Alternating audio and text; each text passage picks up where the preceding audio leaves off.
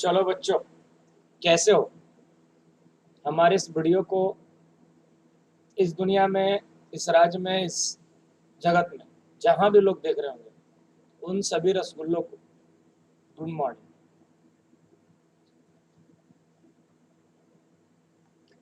मैं उम्मीद करता हूँ आप घर में होंगे और सुरक्षित होंगे। इस कोरोना महामारी ने जो भयावह विकराल रूप ले रखी है, उसको देखते हुए मेरे खरबूजों, घर के अंदर रहो, सेफ रहो। पहले जान बचाओ, फिर दुनिया में मस्ती करना। और ये भी उम्मीद करूंगा कि आप पढ़ाई भी कर रहे होंगे, तो कैरियर इसी से बनना है। कोरोना तो बर्बाद करने पर ही उतरा हुआ है। तो हम उम्मीद कर रहे हैं कि आप पढ़ रहे होंगे। और सभी बच्चों को गुड मॉर्निंग, जोहार झारखंड, राम राम, जो भी। अब हम अपने टॉपिक पर आते हैं। आज हम जो झारखंड ने अपने साइट में मॉडल पेपर सेट 1 अपलोड किया, सेट 2, सेट 1 का ऑब्जेक्टिव क्वेश्चन मैं रिकॉर्ड कर चुका हूँ और यूट्यूब पर जा चुका है। हम उम्मीद कर रहे होंगे आप उसे देखे होंगे, पूरा वीडियो देखेंगे। एक से एक फंडा नया नया सीखने का मिलेगा। वो एनडी का फंडा है, नीरज दुबे का फंडा है। अब आज हम वेरी शॉर्ट क्वेश्चन रिकॉर्ड करेंगे और शॉर्ट क्वेश्चन रिकॉर्ड करेंगे। इसके बाद अगर आपको कोई डाउट हो, मेरे कमेंट बॉक्स में लिखें, टॉपिक का नाम, क्वेश्चन का नाम, हम उस पर भी आपको वीडियो बना के प्रोवाइड कराएंगे। ये मेरा प्रॉमिस है। तो हम अब आगे बढ़ते हैं और आज वेरी शॉर्ट क्वेश्चन के बारे में बात करते हैं।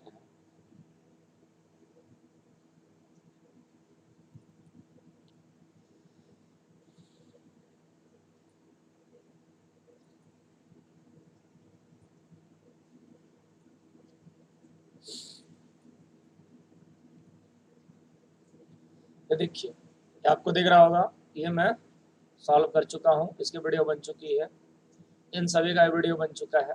थोड़ा मैं आपको जूम करके दिखा देता हूँ। इन सबों का वीडियो मैं बना चुका हूँ। ऑब्जेक्टिव है,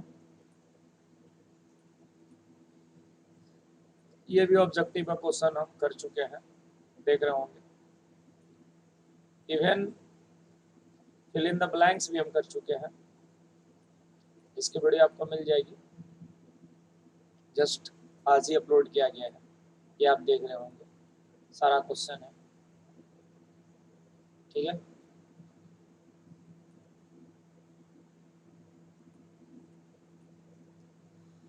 अब बच्चों हम very short answer type question जो दो दो नंबर के आते हैं उसके बारे में डिस्कशन करने वाले हैं। ठीक है, तो चलिए क्वेश्चन नंबर 33 से लेके क्वेश्चन नंबर 40 के बीच में ये 1 2 3 4 5 6 8 क्वेश्चन है। 8 क्वेश्चन को बारी बारी से देखते हैं।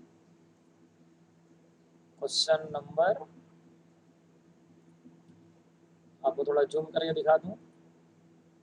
Question number 43। थोड़ा मैं क्वेश्चन एक बार समझा देना चाह रहा हूँ आप सभी लोग को।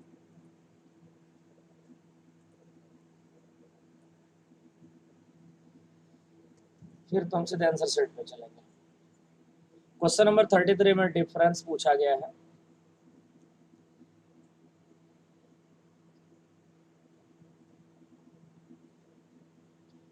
रिसीट एंड पेमेंट अकाउंट और कैश बुक का। बेटा, कैश बुक ट्रेडिंग ऑर्गेनाइजेशन बनाती है, पैसा कमाने वाली, पैसा मतलब प्रॉफिट कमाने वाली। और रिसीट एंड पेमेंट कौन बनाती है मेरे रसगुल्लो? सोशल वेलफेयर, समाज सेवा करने जो आते हैं। अगला क्वेश्चन में पूछा है कि इंटरेस्ट ऑन ड्रॉइंग्स आप कैसे कैलकुलेट करेंगे। अगर कोई बंदा इक्वल अमाउंट, जैसे मान लो 4,000 रुपया पर मंथ लगातार, first day of every month, यानी अगर अप्रैल से मार्च का ईयर है तो अप्रैल फर्स्ट को भी निकालेगा, मई फर्स्ट को भी, टू भी कंटिन्यू एंड तक जाएगा। ये कैसे होगा? अगला क्वेश्चन एकदम इजी है, गेनिंग रेशियो का formula.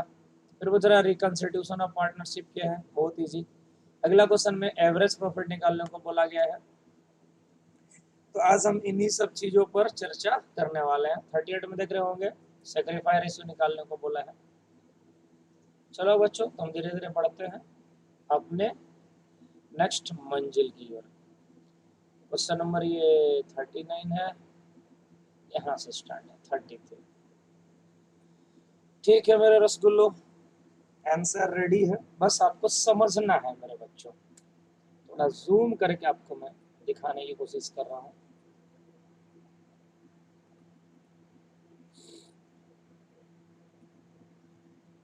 Difference between cash book and receipt and payment, single difference पूछा था।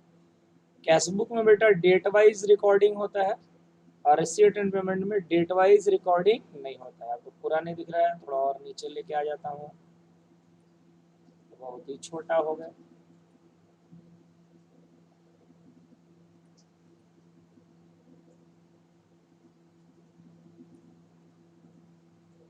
क्लियर है? डेट वाइज अगर आपको फॉर्मेट याद होगा कैश बुक का, तो लेजर के जैसे होते हैं, date, particulars, LF, amount, date, particulars, LF, amount, इसमें डेट होता है। बट अगर आपको ये याद होगा क्या, रिसिट एंड पेमेंट का फॉर्मेट आपको याद होगा, उसमें एक तरफ रिसिट्स होता है, फिर अमाउंट होते हैं, फिर पेमेंट होता है, फिर अमाउंट होता है, बट कहीं भी डेट का कॉलम नहीं होता है। तो एक सिंगल डिफरेंस अगर पूछेगा तो नॉर्मली याद रहेगा आपको कि कैश बुक में डेट के हिसाब से एंट्री चलता है, यहाँ कोई डेट माने नहीं रखता है। डेट मतलब दिनांक, तारीख। क्वेश्चन नंबर 34 कैसे कैलकुलेट करेंगे? एक कॉन्सेप्ट है, ये एनडी का फंडा, देखना कैसे सॉल्व किया गया है तो आपको समझ में आएगा। Calculate the interest on drawings equal amount first day of every month. मैंने फॉर्मूला लिखा, interest on drawings total drawings amount multiple R, R बोले तो बच्चों rate, by 100 multiple X, X by 12। बेटा मेरे बच्चों, मेरे रसगुल्लो, एक्स का सबसे बड़ा गेम है। एक्स मतलब पीरियड, देखो यहाँ लिखा लेट से एक्स बराबर पीरियड। पीरियड कैसे निकालेंगे, ये कॉन्सेप्ट समझना एकदम धांसू कॉन्सेप्ट है। मान लो कि अप्रैल से मार्च तक की कहानी चल रही है। अब अप्रैल से मार्च 12 महीना होता है, यहाँ देख रहे होंगे हर एक मंथ का नाम लिखा हुआ है। ये अप्रैल का मंथ हो गया, ये मई, ये जून, जुलाई, अगस्त, सितंबर, अक्टूबर, नवंबर, दिसंबर, जनवरी, फरवरी, मार्च। एक कॉमन सी बात बताओ, अगर कोई बंदा फर्स्ट टाइम पैसा निकालेगा और फर्स्ट डे पहली बार पैसा निकाला, किसी भी महीने में गया, जब भी पैसा निकालेगा पहली तारीख को, पहली बार वो अप्रैल में गया और फर्म को बोला मुझे 5,000 रुपए दो, घर में काम है, तो उसकी इफेक्ट कहां से मिलेगी? अप्रैल टू मार्च। बेटा पैसा अप्रैल में निकाला तो उस पर इंटरेस्ट कहां तक चार्ज हो गए मेरे रसगुल्लो? मार्च तक। तो इफेक्ट कितने महीने का रहा? 12 महीने का। कितने महीना ड्यूज रहा पैसा? 12 महीना। पार्टनर कितने महीने का इंटरेस्ट देगा पहली वाली ड्रॉइंग्स पर? 12। तो उसी तरह अगर वो सेकेंड टाइम करेगा, यानी वो यहाँ मई में करेगा, तो मई से अगर मैं मार्च की कहानी आपको समझाऊं तो कितने महीना होते हैं? 11 महीना मेरे बच्चों। क्यों? क्योंकि यार अप्रैल से मार्च 12 महीना होगा तो एक महीना कम हो गया ना। जब कम हो गया तो जो मार्च का महीना है, ये मार्च का, सॉरी ये जो मई का महीना है, मई से काउंट करेंगे हम यहाँ तक। तो कितने महीना हुआ? 11 महीना। सो एंड सो सबसे लास्ट में कब ड्रॉ करेगा? लास्ट टाइमिंग क्या रहेगा उसका? बेटा यहाँ यहाँ यही रहेगा, ये मार्च वाली, यहाँ यहाँ 1 मार्च को निकालेगा वो। सॉरी मैं आपको यहाँ पर थोड़ा चेंजेस कर देता हूँ क्योंकि मैं फर्स्ट पढ़ा रहा हूँ। फर्स्ट, तो फर्स्ट का मतलब होता है वो यहाँ से कनेक्ट होगा। तो बच्चों यहाँ यहाँ यहाँ कनेक्ट होगा 1 मार्च को, मात्र 1 महीने के ड्यूरेशन पीरियड निकलेगा। समझ में आ रहा है? दिख रहा है? मैं आपको थोड़ा जूम कर देता हूँ शायद, देखिए यहाँ, देखिए, तो फिर बाद में यहाँ देखिए, यहाँ आपको दिख रहा होगा मैं जहाँ कर्सर नचा रहा हूँ, इसके कर्सर के डांसिंग का दिखा रहा हूँ आपको। 1 मंथ, ये मार्च का, मार्च फर्स्ट, यहाँ यहाँ यहाँ समझना, मार्च 1 यहाँ निकाला गया, तो कितने महीना हुआ? 1 मंथ हुआ। तो मेरे रसगुल्लो खुद से सोचो, तो वो लगातार कितने बार ड्राइंग्स करेगा? 12 बार ड्राइंग्स करेगा मेरे बच्चों, 12 टाइम्स ड्राइंग्स करेगा। और हर एक ड्राइंग्स एक दूसरे से 1 मंथ के डिफरेंस पर चलेगा, 1 मंथ डिफरेंस। तो सबको जोड़ लो, एवरेज कर लो। एक पहला फंडा है एक्स की वैल्यू निकालने का। एक्स की वैल्यू निकालने का बच्चा ये पहला मेथड पढ़ा रहा हूँ, जिसमें सारे को जोड़े करेंगे, 12 से डिवाइड करेंगे, एवरेज निकालेंगे। एवरेज कितना आया? 6.5। तो हम एक्स की जगह यहाँ कितना पुट कर लेंगे? बट सवाल ये है, आपके दिमाग में सवाल चलेगा कि बच्चे के सर एग्जाम में आएगा तो क्या हम ऐसे करेंगे, मेरे टाइम नहीं बर्बाद होगी? हाँ बच्चों, जरूर बर्बाद होगी। तो इसके लिए मैं आपको अब एनडी का फंडा पढ़ा रहा हूँ। एनडी का फंडा एकदम शॉर्टकट फंडा। चलो मैं आपको एनडी का फंडा दिखाता हूँ। एनडी ने क्या फंडा बना रखा है, देखो। अल्टरनेटिव एक्स मतलब पीरियड, कुछ नहीं करना है बच्चों। पीरियड ऑफ फर्स्ट ड्राइंग ले लो और पीरियड ऑफ लास्ट ड्राइंग ले लो और 2 से डिवाइड कर दो। क्योंकि बच्चों जब आप 12 plus 11 plus 10 plus 9 plus 8 plus 7 plus 6 plus 5 plus 4 plus 1 4 plus 3 plus 2 plus 1/12 करोगे ना, तो ये इसकी फर्स्ट वाली हो गई और ये इसकी लास्ट वाली हो गई। बीच के जो वैल्यू है ना वो टोटल का टोटल कवरेज में आ जाते हैं, क्योंकि एवरेज सब पर बराबर इक्वली राइट रखता है। तो यहाँ पर मैंने क्या किया, फर्स्ट ड्रॉइंग 12 मंथ्स का ले लिया, लास्ट ले लिया फर्स्ट मतलब 1 मंथ्स का, और डिवाइड कर कितना आ गया? 6.5।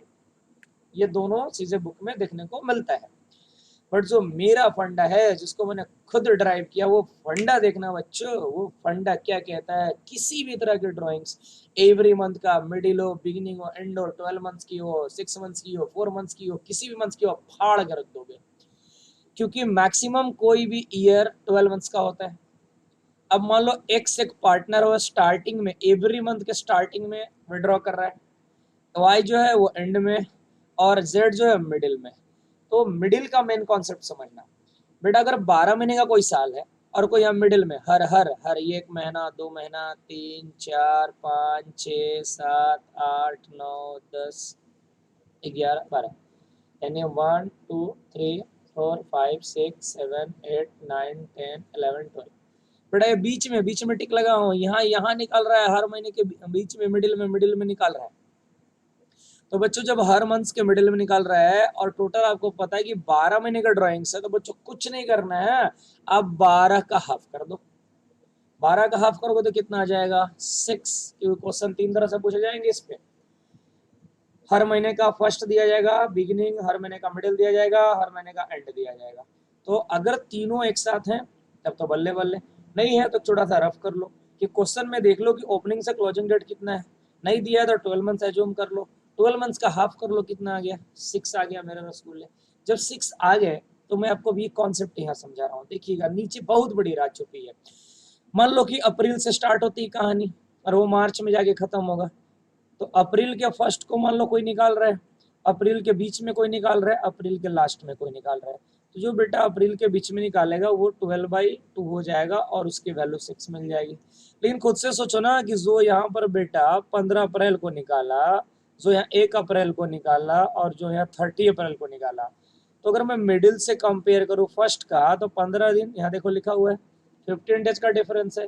अगर मैं 15 अप्रैल से 30 अप्रैल का चेक करूँ डिफरेंस, यहाँ पर 15 डेज का डिफरेंस है, और 15 डेज का डिफरेंस हाफ मंथ्स होता है, 15 डेज का डिफरेंस हाफ मंथ्स होता है। तो मैं ऐसा बोल सकता हूँ ना बच्चों, आपके भी दिमाग में चल रहा होगी बात, समझ में आ रही है? बोल तो सकता हूँ ना कि अगर यहाँ की एक्स की वैल्यू यहाँ पर इंटरेस्ट ऑन ड्राइंग्स निकालने के लिए पीरियड अगर 6 मंथ्स लिया जा सकता है, तो 15 दिन पहले क्या होगा, तो उसमें आपको 15 दिन मैंने आधा महीना जोड़ देना है। इसके बाद क्या होगा, बाद में क्या होता है माइनस, पहले मैंने क्या होता है प्लस करना।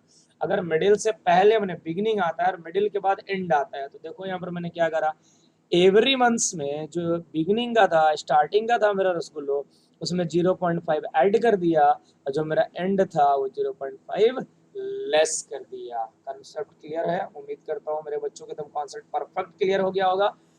अब किसी भी मंथ्स का हो, मैं आपको और ट्रिक दे रहा हूं। मान लो बच्चों आपके अंदर सवाल चलेगा सर अगर 9 मंथ्स की टोटल ड्राइंग्स है, मतलब 1 जुलाई को बिजनेस स्टार्ट हुआ था सर और 31 मार्च को खत्म हो गया 9 मंथ्स का, तो बेटा पहले आप मिडिल का निकाल लो, इसमें घबराने की कोई जरूरत नहीं है।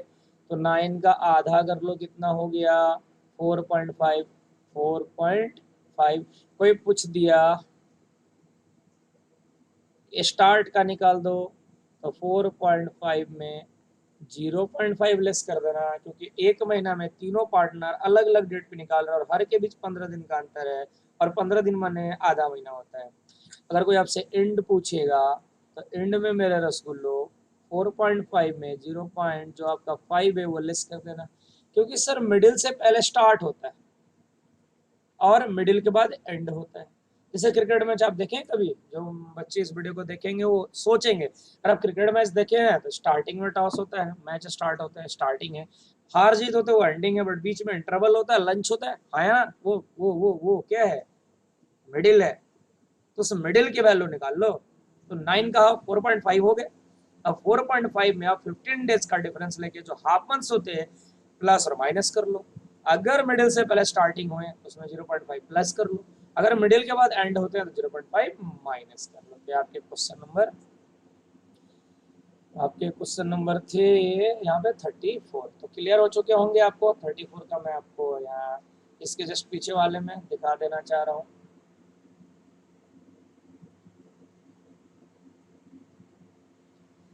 यहाँ पर देखिए ये फर्स्ट मेथड था, बट लेंदी है। ये इसके सेकंड मेथड है, अल्टरनेटिव। ये इसका कौन सा मेथड है, सेकंड, कौन सा थर्ड। बच्चों मेरा ये नीचे वाली मेरा खुद का फंडा मुझे बहुत पसंद है। तो अगर हमसे पूछते 12 महीने का बताओ, क्योंकि 12 का आधा 6, हर महीने में 15 दिन का अंतर है, हाफ मंथ्स का प्लस माइनस। अच्छा कोई बोलेगा सर अगर वो 25 दिन पे निकाला, कोई 20 दिन पे निकाला, बेटा ऐसा क्वेश्चन नहीं आता। क्वेश्चन बनाने से पहले, एग्रीमेंट होने से पहले पार्टनरशिप प्रॉपर वे में काम करते हैं, तो ये कोई दिक्कत ना हो, ठीक है। क्वेश्चन नंबर 33 खत्म, 34 खत्म, और 35 पर आते हैं। 35 बहुत इजी है।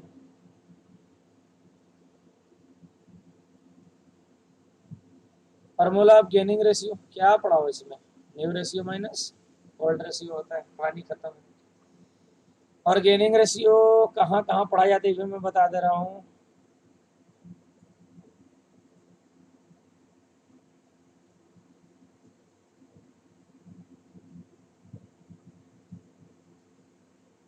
रिटायरमेंट। क्वेश्चन नंबर 36, रिकंसिडरेशन क्या है। रिकंसिडरेशन आप ऐसे बुक में पूरा डेफिनेशन देख लेंगे, मैं अपनी भाषा में रफ में समझाया हूँ। Change in the old partnership agreement. कोई एग्रीमेंट है पहले से, मान लो XY पार्टनर थे, रेशियो 1:1 था, बाद में उन्होंने डिसाइड किया नहीं 2:1, इसको बोलेंगे change in profit sharing ratio. यहाँ पर एग्रीमेंट चेंज हो गया। मान लो XY पार्टनर थे, 1:1 का रेशियो था, Z आ गया 1/4 के लिए, एडमिशन का कैसे, X है, Y है, Z है, 1:1 का है, Z रिटायर हो गया, Z अब नहीं रहा, तो कौन बच गए, X और Y। कितने के रेशियो 1:1, और Z का हिस्सा इनको मिलेगा। रेशियो हम यहाँ नहीं लिखते हैं, रेशियो से कोई मतलब नहीं है, समझ में आ रहा है। तो ये सारा सिनेरियो क्या है, रिकंसिडरेशन। यहाँ तक क्लियर है बच्चों, इसमें ज़्यादा टाइम नहीं लगेगा, कुछ खास नहीं है। 37 में एवरेज निकालना है, ये तो आप बचपन से पढ़ते हैं। Calculate the average profit formula, total profit by total number of years of profit जोड़ कर डिवाइड कर दिया, आंसर आ गया 38। एक नया कॉन्सेप्ट, ये भी मैं आपको अपने ढंग से समझाऊंगा। कैलकुलेट द सेक्रीफाई रेशियो, और एडमिशन के केस में सेक्रीफाई तब तक नहीं निकलेगा जब तक न्यू नहीं निकालेंगे। ये फर्स्ट मेथड है, बुक की मेथड है। मैं अपने बच्चों को ये मेथड नहीं पढ़ाता, बट मैं लिख दिया दोनों मेथड। फर्स्ट मेथड में क्या है कि मान लो कोई कोई यहाँ पर देखो ए बी पार्टनर है, 1/4 के लिए C आ रहा है और निकालना है, ठीक है। लेट से मान लो रेशियो 1 है, बेटा रेशियो को 1 ही माना जाता है, वरना इसे 100% भी नॉर्मल अमाउंट की भाषा में बोल सकते हैं, बट हमें 1 मानना है। रेशियो 1 में इंडिकेट हुआ, 1 मतलब 100% इक्विवेलेंट होता है। सी आ रहा है और सी ने डिमांड ठोक रखा है कि मुझे 1/c 1/4 चाहिए। अगर इसको एज ए परसेंटेज निकालोगे तो 25 आएगा। रिमेनिंग शेयर, अगर एक शेयर है यानी 100 शेयर है, 100 में 25 लेस कर दो तो कितना बचेगा? 75। मतलब टोटल 100% मेरे पास कुछ चीजें हैं, 100% मैं एक्वायर किया हूँ, उसमें 25% मैंने सी को दे डाला, तो सी को दे डाला तो रिमेनिंग कितना बचा? 3/4। कितना परसेंट? 75। अब ये 75% शेयर जो बच गए ना मेरे बच्चों, ये ए और बी का है। तो ए ने अपना शेयर अभी 75% के हिसाब से निकाल रहा है। देखो 3/4 लिखा हुआ है, यानी 75%, और उसे वो अपने पुराने रेशियो में एक्वायर करेगा। पुराना रेशियो मतलब 1/2 माने कितना परसेंट? 50%। कितना हो गया? 3/8। बी का भी वही था, बी सेम काम करेगा, 3/8। लास्ट में ए आएगा 1/4। डिनोमिनेटर इसका बराबर नहीं है तो 2/2 से मल्टीप्लाई करके हमने एक रेशियो बना लिया, तो न्यू रेशियो निकल गया 3:1। फिर एस आर का फॉर्मूला लगाया, ओवर माइनस एन आर। बस फॉर्मूला में बैठाने मेरे बच्चों एस आर के लिए, क्योंकि भिन्न का जोड़ घटा तो सबको आते हैं। ओल्ड रेशियो, तो ओल्ड रेशियो नहीं दिया हुआ तो 1:1 मान लेंगे, क्वेश्चन में कहीं नहीं दिया था, तो ओल्ड रेशियो 1/2 हो गया। न्यू रेशियो यहाँ पर देख रहे हो, यहाँ देखो 3/8 आया है, बी का 3/8 और सी का 2/8। बारी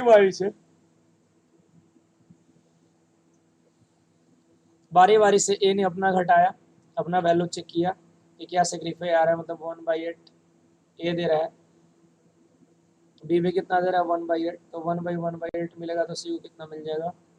2/8। ठीक है बच्चों, तो एस आर था, तो एस आर कितना आ गया? 1:1। बट आपको मैं अपना फंडा पढ़ा रहा हूँ, अब पढ़ लो एनडी का फंडा। अगर क्वेश्चन ऐसा बोल रहा है कि एक्स वाई पार्टनर हैं और 1:1 का शेयर है और जेड 1/4 के लिए आ रहा है, बट उसके बाद क्वेश्चन साइलेंट हो गया, क्योंकि नया पार्टनर किसी फर्म में आता है तो पुराने पार्टनर को एग्रीमेंट करना पड़ता है कि फ्यूचर में तुमको प्रॉफिट देंगे, समझेंगे क्या? लेकिन अब सवाल ये है कि कैसे पता चलेगा कौन दे रहा है? तो क्वेश्चन एकदम जब साइलेंट रहेगा, क्वेश्चन देखो पहले, अगर क्वेश्चन एकदम साइलेंट रहेगा, देखो यहाँ पर कुछ नहीं बोल रहा है, बस 1/4 चाहिए, किससे नहीं पता है, तो ऐसा सिनारियो में मान लिया जाएगा कि ए बी खुद से देंगे, अपने तरफ से देंगे। और जब बच्चा क्वेश्चन साइलेंट हो और खुद से, अगर खुद से यहाँ ए बी देने को तैयार हो जाते हैं, तो इस पूरे कंडीशन को हम बोलते हैं गिवन बाय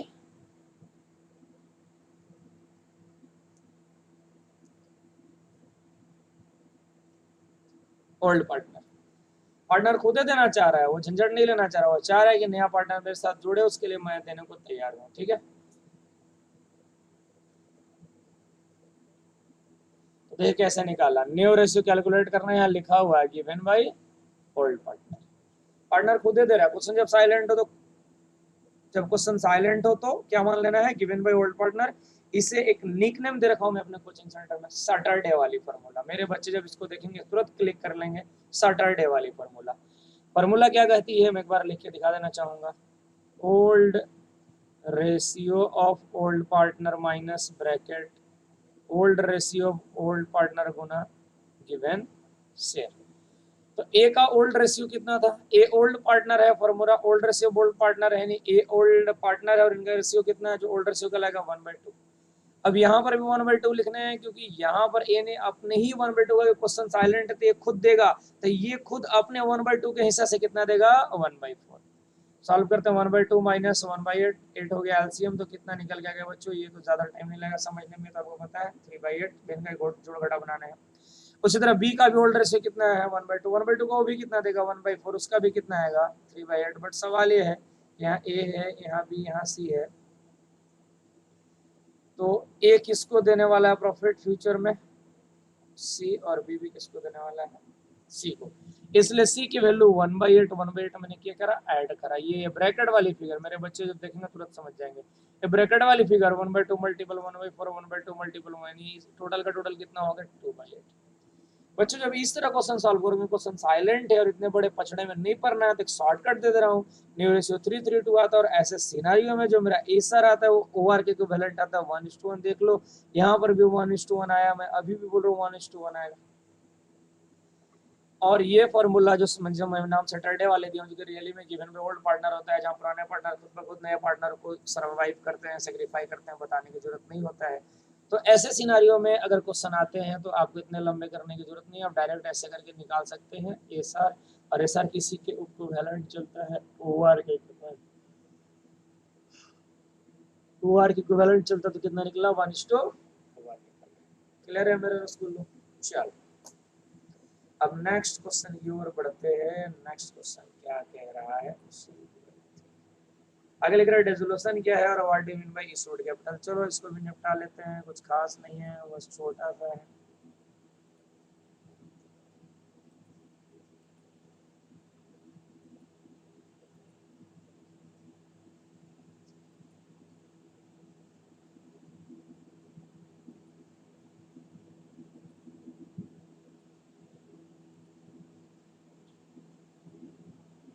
चलो 39 डिसोल्यूशन क्या है, एक लाइन में समझ लो, break the agreement and the shut down the business permanent. अगर परमानेंट बिजनेस शट डाउन हो गया तो फिर बात ही है। बोल रहा है कि डिसोल्यूशन का मतलब है कि एग्रीमेंट टूटेगा, पार्टनर फाइव को बंद करेगा, अपने अपने घर जाएंगे, बिजनेस कोई नहीं करेगा, सिर्फ डिसोल्यूशन बोलते हैं। तोड़ के ही सीख लो बच्चा, हिंदी बोलते हैं विघटन, वि मन विभाजित होना,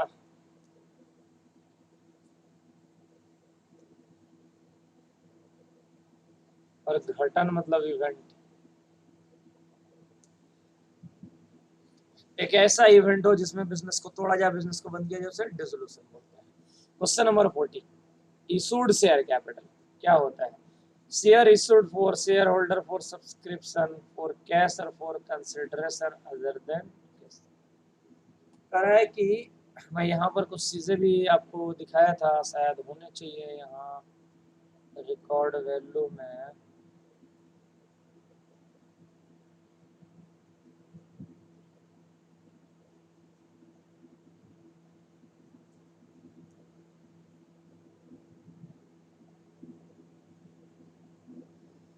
चलो आगे बढ़ते हैं।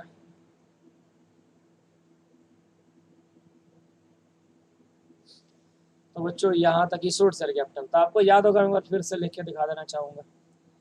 जैसे मान लो कोई कंपनी कैपिटल लगाएगी, दो तरह का, ऑथराइज अनऑथराइज, फिर issued unissued, subscribe unsubscribe, called up uncalled up, paid up और अनपेड अप।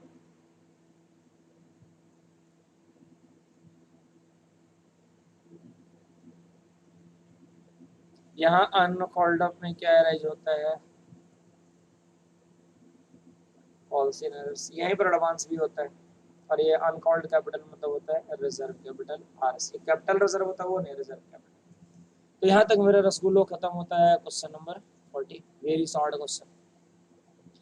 अब आगे जो तीसरी वीडियो आएगी वो लॉन्ग से रिलेटेड होगी या शॉर्ट से होगी या फिर वेरी लॉन्ग से होगी, जैसा भी।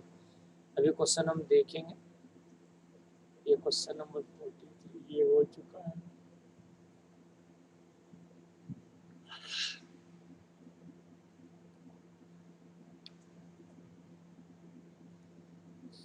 अब यहाँ से आपका शॉर्ट आंसर टाइप क्वेश्चन और लॉन्ग क्वेश्चन स्टार्ट होंगे। तो इसके लिए दो वीडियो और बनेगा, एक बन चुका है, एक आज रिकॉर्ड कर चुका हूँ, और बाकी दो भी और रिकॉर्ड करेंगे ताकि पूरा मॉडल सेट आपके लिए एकदम परफेक्टली तैयार हो जाए। ठीक है बच्चों, तो उम्मीद करता हूँ आप यहाँ तक सारी चीज़ें समझ चुके होंगे, और फिर पढ़ने की कोशिश करेंगे। कोई डाउट हो तो कमेंट बॉक्स में लिख देंगे ताकि मैं उस डाउट को सॉल्व कर पाऊँ और आपको उसके लिए भी वीडियो बना के या जैसे भी मैं आपको प्रोवाइड कराऊँ। क्लियर है? तो आज वाली रिकॉर्डिंग हम यही ख़त्म करते हैं।